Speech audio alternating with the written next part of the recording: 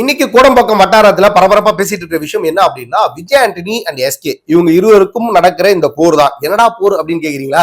S, இந்த 25வது படத்துக்கான title தான் வந்து பாத்தீங்கன்னா பெரிய இஷ்யூவா இருக்கு. பிகாஸ் இந்த படத்தோட டைட்டில் வந்து பாத்தீங்கன்னா எனக்கு தான் வேணும் அப்படின்னு சொல்லிட்டு எஸ்கே அவர்களும், இல்ல எனக்கும் வேணும் அப்படின்னு சொல்லிட்டு விஜய் ஆண்டனி அவர்களும் வந்து பாத்தீங்கன்னா மிகப்பெரிய ஒரு வாக்குவாதமே நடத்திட்டு இருக்காங்க. அப்படி அந்த படத்தோட டைட்டில் என்னதான் அப்படின்னு கேக்குறீங்களா? எஸ், பராசக்தி. அண்ட் இந்த டைட்டிலுக்காக தான் வந்து பாத்தீங்கன்னா இப்படிப்பட்ட ஒரு போர் நடந்துட்டு இருக்கு.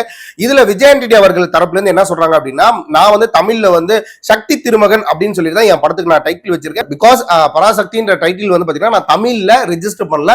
சோ அதனால நான் வந்து பாத்தீங்கன்னா என்னோட தமிழ் லாங்குவேஜை பொறுத்தவரையும் என் படத்துக்கு சக்தி திருமகன்ற டைட்டிலே நான் பயன்படுத்திக்கிறேன். பட் அதர் லாங்குவேஜஸ்ல வந்து பாத்தீங்கன்னா நானு பராசக்தி அப்படின்ற டைட்டில் வந்து ரெஜிஸ்டர் பண்ணிட்டேன். அதனால நான் அதர் லாங்குவேஜஸ்ல இந்த டைட்டிலோட நான் ரிலீஸ் பண்ணிக்கிறேன் அப்படின்னு சொல்லிட்டு அவரோட தரப்புல இருந்து வந்து ஒரு நியூஸ் வெளியிட்டு இருக்காங்க. இதை கேள்விப்பட்டு நம்மளோட எஸ்கே தரப்புல இருந்து என்ன பண்ணிருக்காங்க அப்படின்னா, தம்பி நீ இங்க மட்டும் இல்லப்பா, எனக்கு வேர்ல்டு வைடு வந்து பாத்தீங்கன்னா ஃபேன்ஸ் இருக்காங்க, அதனால நான் தமிழ்ல மட்டும் இல்ல எல்லா லாங்குவேஜ்ல பராசக்தி தான் நான் வைப்பேன், முடிஞ்சா நீ மாத்திக்கோ அப்படின்னு சொல்லிட்டு அவங்க சைட்ல இருந்து வந்து பாத்தீங்கன்னா ஒரு அனௌன்ஸ்மெண்ட் விட இது இருவருக்குமே வந்து பாத்தீங்கன்னா ஒரு போர் மாதிரி வந்து பாத்தீங்கன்னா டெவலப் ஆக ஆரம்பிச்சிச்சு. இதை வேடிக்கை பார்த்துட்டு நம்மளோட ஏவிஎம் என்ன பண்ணிருக்காங்க அப்படின்னா, விஜய் ஆண்டனிக்கு அகேன்ஸ்டா ஒரு விஷயம் ஒன்று பண்ணிருக்காங்க.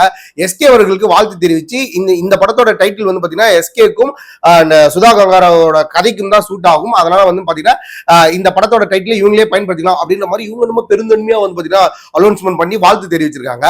இதெல்லாம் பார்த்துட்டு இருந்த நம்மளோட நேஷனல் பிக்சர் அவங்க வந்து பாத்தீங்கன்னா என்ன பண்ணிருக்காங்க அப்படின்னா, இந்த கௌசிக் குறுக்க வந்தா அப்படின்ற மாதிரி, டே தம்பி இந்த டைட்டில் ரெண்டு பேருக்குமே கிடையாது, பிகாஸ் பராசக்தியோட அண்ட் ஃபுல் ரைட்ஸ்மே வந்து பாத்தீங்கன்னா நேஷனல் பிக்சர் இருக்கிறதுனால அவங்க என்ன சொல்லிருக்காங்க அப்படின்னா, தம்பி இந்த படத்தை நான் வந்து ரீரிலீஸ் பண்ணலாம்னு இருக்கிறேன், நீங்க ரெண்டு பேரும் ஏன் இதுக்காக அடிச்சுக்கிறீங்க அப்படின்னு சொல்லிட்டு ஓரமா போய் சண்டை போடுங்களா அப்படின்னு சொல்லிட்டு தட்டி விட்டுட்டாரு.